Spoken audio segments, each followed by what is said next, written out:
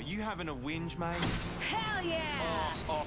So I was asked on Twitter why we put so much effort into a made up game. Why not just have fun messing around and then move on to something else? It's a great question. I could have answered it with because it's about the challenge, but it goes much deeper than that. I have no intention of going pro. I love gaming, but not to the point I want to dedicate my life to it. Yet when I'm in game, I still play like I have to win. But why? Oh, you having a whinge, mate? Hell yeah! Well, there's a reason I worded my initial tweet with competitive gamers.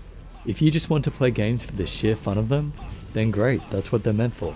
But I based this channel on things to help the competitive gamers, because it's a different mindset. It's a different personality type. So reason number 1, blessing and a curse. Michael Jordan has said that he is cursed. Cursed with the ultra competitive gene.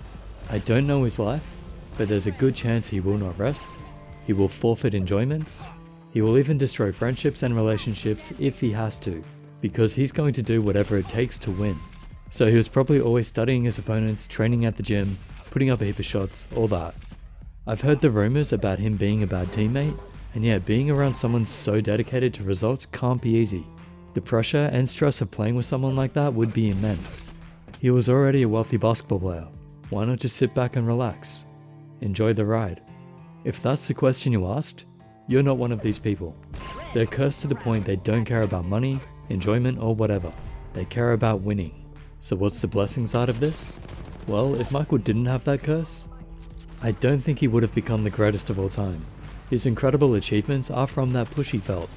At that level, you kind of have to be a little bit crazy.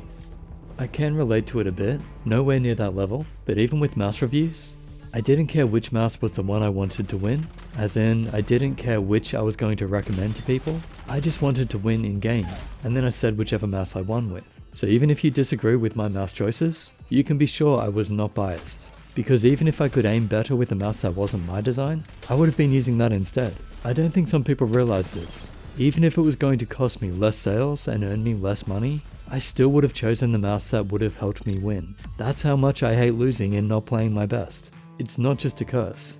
We will make seemingly stupid decisions just because we think it'll help us win in that moment. It's almost like a sickness. In modern society, it's close to a mental illness because it's so outdated. I keep my emotions mostly contained these days, but when I get really into a game, I absolutely cannot stand losing, even with the odds stacked against me. Like Michael, I have ruined friendships and even my reputation with some people just because of how much losing hurts. As in physical pain. We cannot stand it. But it's that same mindset that would have helped people like us fight off predators or attacking armies. Sure, we're just playing games now, which are essentially made up things we do as simulations to let out these emotions. But you have to understand this is all new.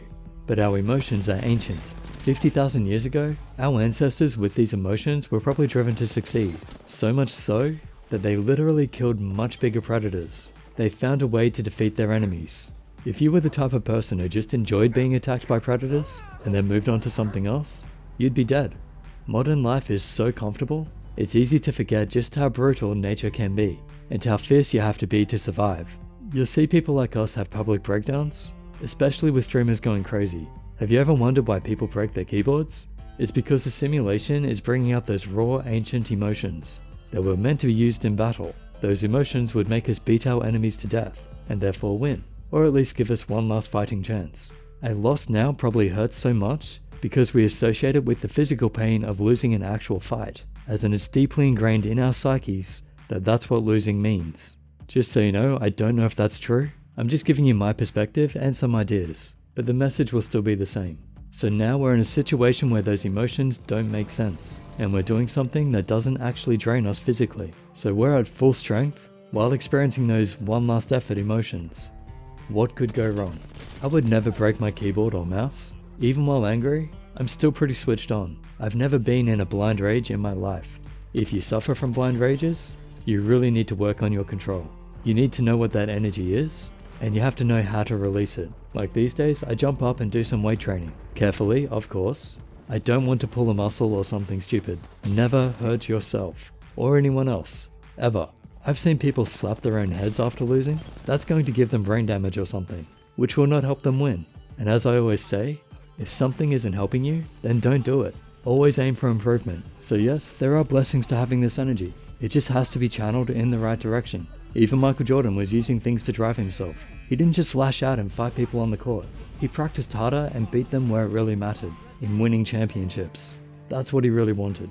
So it's a blessing to push us, but a curse because it's hard to handle and can cost us other things in life. I'd recommend finding a balance. You don't have to be Michael Jordan. He's the extreme, the best of the best.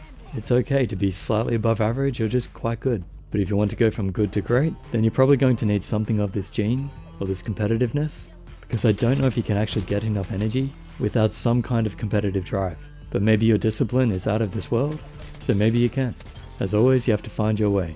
Check the hand you were given, and then try to make it work. Now, moving on to reason number 2.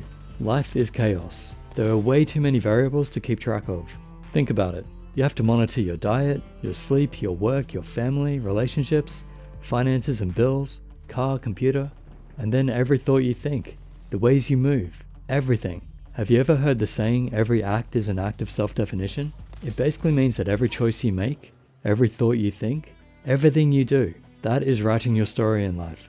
It's defining who you are in those moments. And that story is going to determine how well you do, in life and in games. So we're constantly training, even if we don't realize it. And I've found competitive gaming can be a really good test of how well I'm balancing everything in life.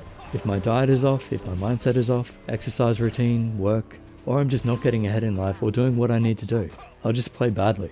I actually did this test recently. I was being terrible in Apex.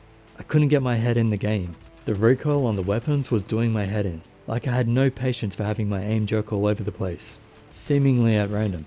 I actually wanted to just uninstall and never play again. So I quit for a few days, got a heap of work done, exercised, got sun down the beach, went on a date, lived life properly, got back in game, and even without any practice, I was doing great.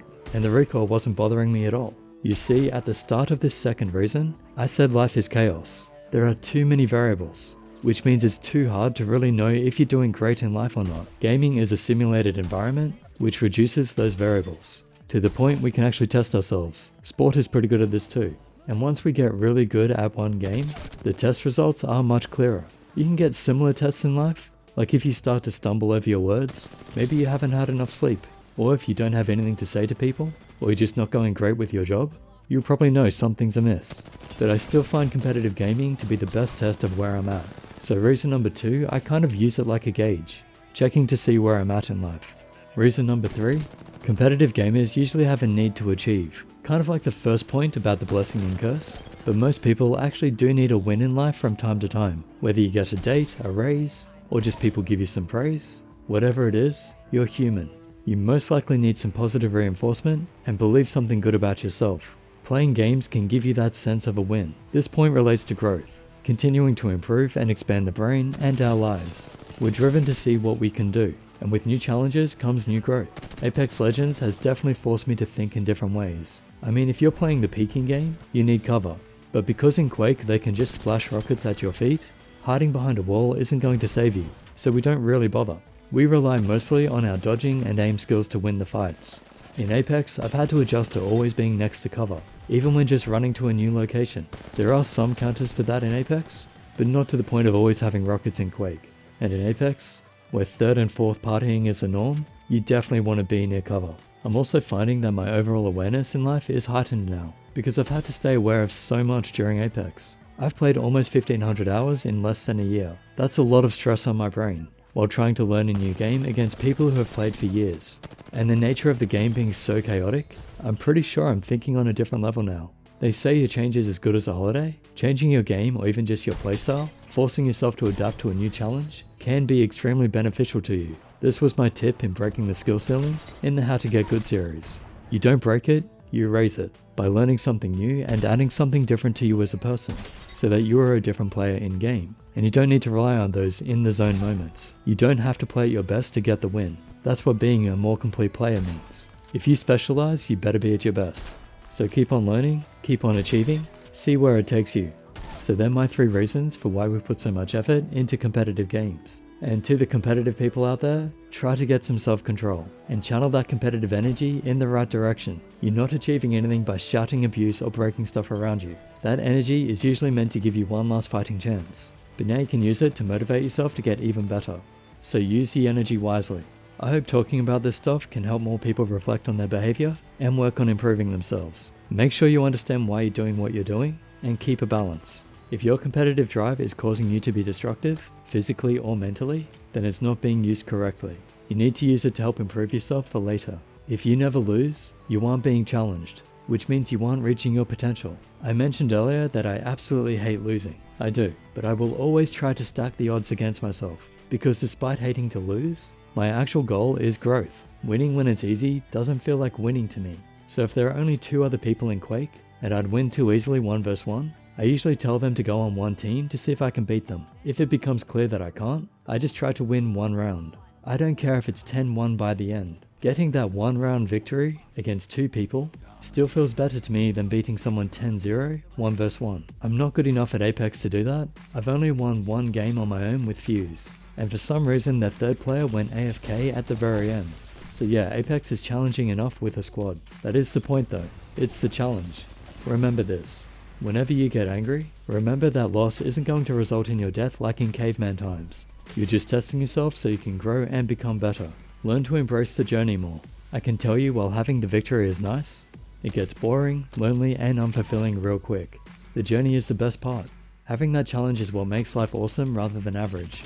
Those little victories along the way are what make it worth it. So keep that in mind. It's the journey, not the end or the start, the journey. Your brain is going to reward you more for continually improving, not just winning constantly. Winning gets boring. We're living for the challenge.